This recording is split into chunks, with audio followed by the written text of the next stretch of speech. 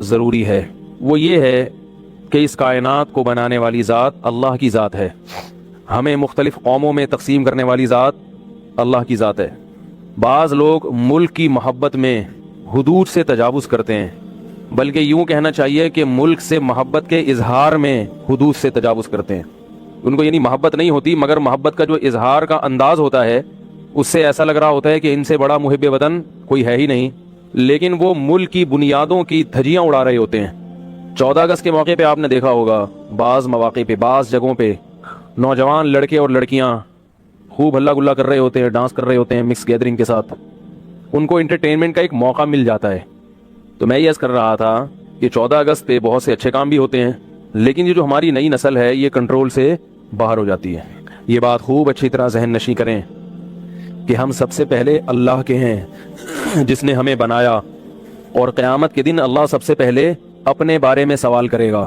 تو ملک سے محبت تو کرنی چاہیے کیونکہ ملک کی حفاظت اس پر موقوف ہے، لیکن وہ محبت بھی کسی تمیز کے دائرے میں ہونی چاہیے، ادب کے دائرے میں ہونی چاہیے۔ بالکل ایسے ننگ دھڑنگ ہو جانا، بعض جگہوں پر تو شرابیں بھی پی جانے لگی ہیں، تو یہ پاکستان کے نظریے کے ساتھ بہت بڑی غداری ہے۔ جن لوگوں نے پاکستان بننے کے لیے قربانیاں دی تھیں وہ اگر زندہ ہو جائیں اور یہ منظر اپنی آنکھوں سے دیکھنا شروع کریں تو ان کو کس قدر افسوس ہوگا۔ آپ مجھے بتاؤ کہ کیا بھلا کوئی ناچنے کے لیے اور شراب پینے کے لیے بھی قربانی دیتا ہے؟ کتنے لاکھوں لوگ کٹے ہیں جب ہندوستان اور پاکستان ڈیوائیڈ ہوئے ہیں۔ اللہ نے ہمیں ایک ریاست دی جس میں ہم اسلام کی بات تو کر سکتے ہیں، اسلام پر عمل نہ بھی کریں تو آواز تو اٹھا سکتے ہیں کہ ہمارا ملک ہے۔ دنیا کی ہر ریاست ایسی نہیں ہے جس میں آپ اسلام کی آواز اٹھائیں۔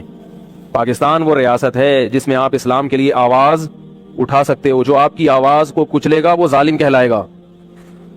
ملک سے یقیناً محبت کرنی چاہیے، اور اس لیے کرنی چاہیے کہ خاص طور پہ ہمیں اپنے ملک سے اس لیے کہ پاکستان جیسا اس وقت اسلامی ملکوں میں اسلام کے دفاع کے لیے، اسلام کے دفاع سے میری مراد ہے مسلمانوں کے دفاع کے لیے، اتنا طاقتور ملک ابھی تک پاکستان کے علاوہ کوئی ہے نہیں۔ اگر پاکستان اللہ نہ کرے راستے سے ہٹ گیا تو آگے پھر اسلام دشمن قوتوں کے لیے ریاستوں کو ہڑپ کرنا کوئی مشکل کام نہیں ہے۔ یہ پاکستان ہے جو کباب میں ہڈی بنا ہوا ہے۔ اور ایک بات خوب اچھی طرح کان کھول کے سمجھ لیں، پہلے سن لیں پھر سمجھ لیں، ٹھیک ہے نا؟ آپ کہیں گے کان کھول کے سمجھیں گے، کہاں سنیں گے نا؟ وہ یہ ہے کہ جو بڑی طاقتیں ہوتی ہیں وہ ریاستوں کو ہدف بناتی ہیں کیونکہ ان کی سوچ بھی بڑی ہوتی ہے، اور جو چھوٹی ذہنیت کے لوگ ہوتے ہیں ان کو ریاستوں سے فکر نہیں ہوتی، وہ 2-2 3-3 4-4 فرد کا سوچ رہے ہوتے ہیں۔ سمجھ رہے ہیں؟ یہ کیا ہو رہا ہے، یہ کیا ہو رہا ہے، وہ بگڑ گیا، وہ بگڑ گیا، وہ یہ سوچ رہے ہوتے ہیں۔ مثلا ہم جب کسی سے بات کرتے ہیں کہ بھائی ملک کو بچانے کی فکر کرو، تو لوگ یہ کہتے ہیں کہ کیا کچھ نہیں ہو رہا ملک میں، شرابیں پی جا رہی ہیں، طوائف خانے چل رہے ہیں۔ آپ افراد کو دیکھ رہے ہو اور ہم کسے دیکھ رہے ہیں؟ ریاست کو، کیونکہ ریاست اگر ختم ہو جائے تو پھر یہ طوائف خانے ایک چھوٹا مسئلہ بن جائے گا، ہر گلی محلہ طوائف خانہ بن جائے گا۔ ابھی اگر کوئی خیر نظر آ رہی ہے نا، خیر، وہ بھی اس لیے کہ ریاست محفوظ ہے۔ آپ کو شر تو نظر آ رہا ہے ملک کے اندر، جو خیریں ہیں وہ آپ کو نظر نہیں آ رہی۔ یہ خیریں ختم ہو جائیں گی، برباد ہو جائیں گی۔ دیکھو جب خلافت عثمانیہ تھی، ایک بہت بڑی ریاست تھی مسلمانوں کے پاس، اس وقت جو شر پسند لوگ تھے ان کو ترکوں کی برائیاں نظر آ رہی تھیں، لیکن ترکوں کی وجہ سے جو اسلام کا نام دنیا میں بلند تھا اس سے وہ نظر انہوں نے ہٹائی ہوئی تھی۔ وہ کہتے تھے ترک قبر پرست ہیں، ترکوں میں یہ بدعتیں ہیں، یہ مسئلہ۔ بالآخر ترکی کی خلافت کا گلا گھونٹ دیا۔ اس کے بعد کیا نتیجہ نکلا؟ خود ترکی کا کیا حشر ہوا؟ قبر پرست تھے مگر توحید کے لیے بیان کرنے والے بھی موجود تھے، لیکن پھر جو ترکی کا تباہ ہوا ہے وہ قبر پرستی اور توحید ان کا مسئلہ ہی نہیں رہی۔ مذہب کو انہوں نے اپنے آئین اور قانون سے نکال کے باہر رکھ دیا، اور پھر دنیا میں جو غیر مسلم قوتیں، جو اسلام دشمن قوتیں مسلمانوں پر جو شیر ہو گئیں، ان کے راستے میں رکاوٹ بننے والا کوئی بھی بولو بھائی نہیں رہا۔ بوسنیا کا مسئلہ کھڑا ہوا ہے خلافت عثمانیہ کے خاتمے کے بعد۔ جب تک خلافت قائم تھی بوسنیا کی طرف کوئی میلی آنکھ اٹھا کے بولو نا یار نہیں دیکھ سکتا تھا۔ اسرائیل کا مسئلہ کھڑا ہوا ہے خلافت عثمانیہ کے ختم ہونے کے بعد۔ جب تک خلافت عثمانیہ تھی فلسطین مکمل کس کے ہاتھ میں تھا؟ مسلمانوں کے ہاتھ میں تھا، کوئی یہودی آنکھ اٹھا کے بھی نہیں دیکھ سکتا تھا۔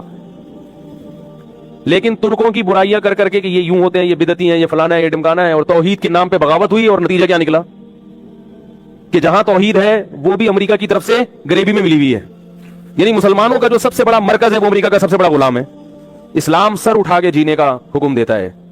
ایسی پالیسیاں جس سے ہمارا سر جھک جائے، یہ پالیسیاں ہمیں تباہ کر دیتی ہیں.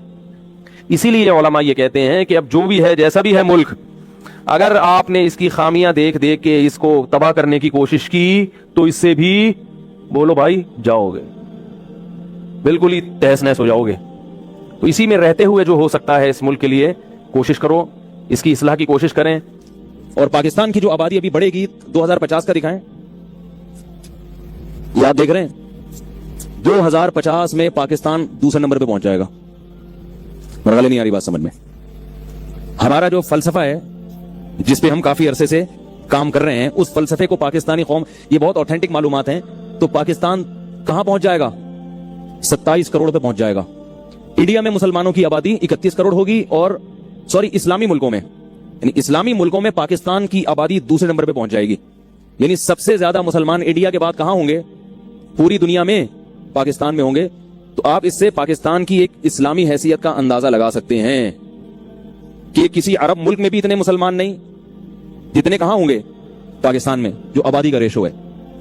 اچھا، اس کے بعد جو ہے پاکستان کے حوالے سے تو یہ معلومات ہیں کہ پاکستان کی آبادی تیزی سے بڑھ رہی ہے، اور بھی دنیا میں مسلمانوں کی آبادی بہت تیزی سے بڑھ رہی ہے. اس وقت مسلمانوں کی آبادی کا ریشو جو ہے وہ 70% ہے. جو دنیا میں مختلف مذاہب ہیں، کرسچن جو ہیں ان کی آبادی جو بڑھ رہی ہے، ابھی دنیا میں سب سے بڑا مذہب کون سا ہے پتہ ہے آپ کو؟ بولو نا بھائی. عیسائی دنیا میں سب سے زیادہ ہیں.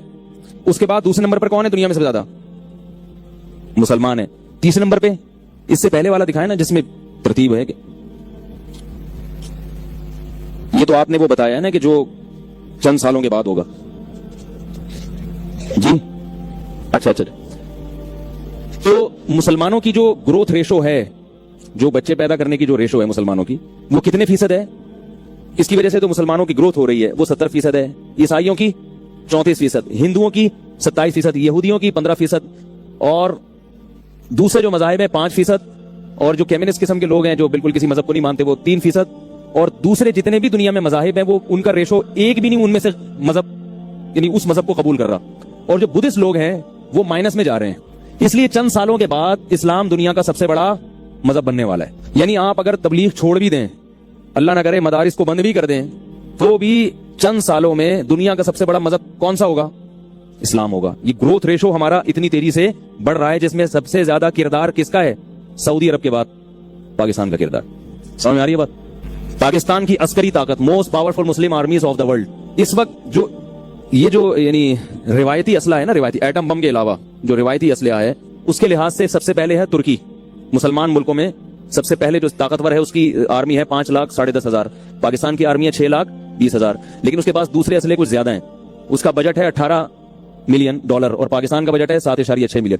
اس کے پاس جو ٹینک ہے 3,800 ہے، پاکستان کے پاس تقریباً 3,000 ہیں. ان کے پاس دوسرے راکٹ 811، پاکستان کے پاس 134. اور ابھی پاکستان ترکی کو جو ہماری آرمی ہے وہ جو نئے سے نئے میزائل بنا رہی ہے، کچھ وقت کے بعد روایتی اسلحے میں پاکستان ترکی کو پیچھے چھوڑ دے گا. غلط نہیں آ رہی بات سمجھنا؟ جو روایتی اسلحہ ہے، اور اگر ایٹم بم کو ملایا جائے، ظاہر ہے پاکستان ایٹمی طاقت ہے، ترکی ایٹمی طاقت نہیں ہے، اس کو ملایا جائے تو اسلامی ملکوں میں واحد جو نیوکلیئر پاور ہے وہ کون سی ہے؟ لوگ ایران کے بارے میں کہتے ہیں کہ ایران بھی نیوکلیئر پاور ہے، مگر وہ ڈکلیئر نہیں کر رہا.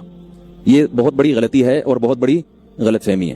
ہم نے بہت ہی مستند ذرائع سے یہ بات ہمیں معلوم ہوئی ہے کہ ایران قیامت تک ایٹم بم بنا ہی نہیں سکتا. ایران کے پاس وہ یورینیم وغیرہ ہے جس سے ایٹم بم بنتا ہے، لیکن اس کے باوجود ایران قیامت تک ایٹم بم نہیں بنا سکتا. کیوں؟ اس لیے کہ ایران کے پاس وہ ماہر سائنسدان ہیں ہی نہیں جو پاکستان کے پاس ہیں. اگر یورینیم وغیرہ آپ کو پکڑا دیا جائے تو آپ بنا لو گے بم؟ اس کے لیے بہت ذہین سائنسدان چاہیے، بہت پڑھے لکھے سائنسدان چاہیے. اور میں نے سنا ہے بعض ماہرین سے کم 20,000 ماہر ترین سائنسدان ہوتے ہیں تو ایٹم بم بنانا اس ملک کے لیے ممکن ہوتا ہے. اور کمال کی بات یہ ہے کہ ایران کو ایٹمی طاقت بنانے کی کوشش کی گئی ہے، اور ایران نے بھی بھرپور کوشش کی ہے، مگر کوشش کے باوجود ایران اس مشن میں کامیاب نہیں ہو سکا. تو یہ پاکستان کو اللہ نے بہت بڑی ایک طاقت دی ہے، پاور دی ہے کہ الحمدللہ ہم ایک ایٹمی طاقت ہیں، اور ہمارا جو ایٹم بم ہے وہ انڈیا سے زیادہ مضبوط ہے. اللہ نہ کرے کہ وہ پھٹے، لیکن جب وہ پھٹے گا بھائی بس تو آگے آپ جملہ مکمل کر لیں, ٹھیک ہے نا. کیا کیا پھٹے گا اس سے وہ آپ خود سوچ سکتے ہیں, ٹھیک ہے. آگے چلیں بھائی. عسکری لحاظ سے ابھی تک پاکستان محتاج تھا امریکہ کا. آپ کو پتا ہے بات بات پہ ہم ان سے طیارے خریدتے تھے. تو الحمدللہ پاکستان اسلحے کی ٹیکنالوجی میں اتنا آگے نکل چکا ہے کہ اب پاکستان الحمدللہ خود جنگی جہاز بنا رہا ہے, اور اس کی جیتی جاگتی مثال JF. سمجھ میں آ رہی ہے بات؟ یہ طیارہ, اس میں کچھ چیزیں ایسی ہیں جو F-16 میں بھی نہیں ہے. اور اس طیارے کا جب مظاہرہ ہوا ہے نا دبئی میں, تو بہت سارے ملکوں نے پاکستان سے یہ خریدنے کی پیشکش کی ہے. یعنی جب آپ کے پاس کوئی, میں نے آپ بتایا نا جب چینی شارٹ ہو گئی تھی مارکیٹ میں, تو جس کے پاس بھی چینی تھی لوگ اس کو جھک کے سلام کر رہے تھے نا. کیا خیال ہے بھائی؟ جس دکان والے کے پاس بھی چینی تھی لوگ گزرتے تھے, بھائی جان السلام علیکم, تھا نا. آپ لوگ کو یاد ہے چند سال پہلے کراچی میں چینی شارٹ ہو گئی تھی, تو دنیا کا سب سے خوش قسمت ترین انسان کون سمجھا جاتا تھا؟ جس کے پاس چینی ہو. تو اس وقت یہ پاکستان الحمدللہ کتنے طیارے ہیں یہ ہمیں معلوم نہیں ہے, کتنے بنا چکا ہے واللہ عالم. تو اب دنیا کے بہت سارے ممالک پاکستان سے یہ طیارہ مانگ رہے ہیں, اور آپ کو معلوم ہے مانگنے والے کا ہاتھ ہمیشہ نیچے ہوتا ہے اور دینے والے کا سر ہمیشہ اٹھا ہوا ہوتا ہے. آپ نے چند سالوں میں دیکھا ہوگا پاکستان نے اسلام دشمن ممالک سے تمیز سے بات کرنا چھوڑ دی ہے. ان کی سمجھ میں نہیں آ رہا یار. پہلے پاکستان کی جو خارجہ پالیسی تھی, آپ کو معلوم ہے بات بات پہ پاکستان سوری کرتا تھا. چند سال پہلے دیکھ لیں, جب بھی کسی بڑے ملک کی طرف سے دھمکی آتی تھی پاکستان سوری کرتا تھا.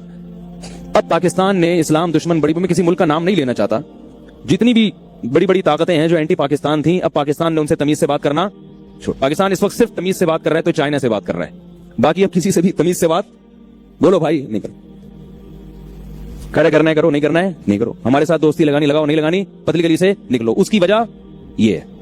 اچھا اب جو میں آپ کو ایک بات چھوٹی سی بتانا چاہتا ہوں کہ پاکستان کی, یہ تو آپ کو پاکستان کی ملٹری اور پاکستان کی عسکری طاقت کا تھوڑا سا اندازہ الحمدللہ ہو گیا ہوگا. اب اتنا آسان نہیں ہے انڈیا کے لیے, تو پاکستان کو دھمکی دینا سوال ہی پیدا نہیں ہوتا.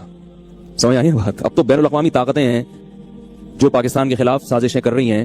انڈیا میں اب الحمدللہ اتنا دم نہیں ہے کہ وہ پاکستان کو ٹیڑھی آنکھوں سے دیکھے. انڈیا کا بھی ہونے کیا والا ہے وہ بھی انشاءاللہ ہم آپ کو بتائیں گے آگے. ابھی ایک بہت اہم ترین بات یہ ہے کہ آپ کو معلوم ہے کہ اسرائیل کا مسئلہ بہت عرصے سے چل رہا ہے. یہ جو پاکستان کے حالات خراب ہو رہے ہیں نا, اسرائیل کی کوشش ہے گریٹ اسرائیل بنانے کی. اسرائیل کا یہ دعویٰ ہے کہ بیت المقدس پہ حضرت سلیمان علیہ الصلوۃ والسلام کے ذریعے یہودیوں کی حکومت قائم ہوئی تھی. اللہ نے ان سے وعدہ کیا تھا کہ پوری دنیا میں تمہاری حکومت قائم ہوگی. قرآن کے مطابق ان کی بدعمالیاں تھیں جس کی وجہ سے اللہ نے ان سے حکومت چھین لی اور قیامت تک کے لیے ان پر ذلت کو مسلط کر دیا. قرآن میں جگہ جگہ درس قرآن میں آپ لوگ سنتے رہتے ہیں. لیکن یہودی ابھی بھی اس خوش فہمی میں مبتلا ہے کہ دنیا پر حکومت کرنا صرف اور صرف ہمارا حق ہے. نحن ابناء اللہ, ہم اللہ کے بیٹے ہیں. اس کے لیے آپ دیکھ سکتے ہیں کہ یہودیوں نے پوری دنیا میں بکھرے ہوئے تھے یہ یہودی. آپ اپنے والدین سے پوچھیں تو وہ بتائیں گے کہ ہمارے بچپن میں یہاں کراچی میں بھی بہت سارے یہودی تھے, پوری دنیا میں یہودی تھے. یہاں آج بھی آپ کو کراچی میں اور پاکستان کے دوسرے علاقوں میں یہودیوں کی عبادت گاہیں ملیں گی, مگر آپ کو معلوم ہے اب یہودی پوری دنیا سے سمٹتے سمٹتے کہاں جا رہے ہیں؟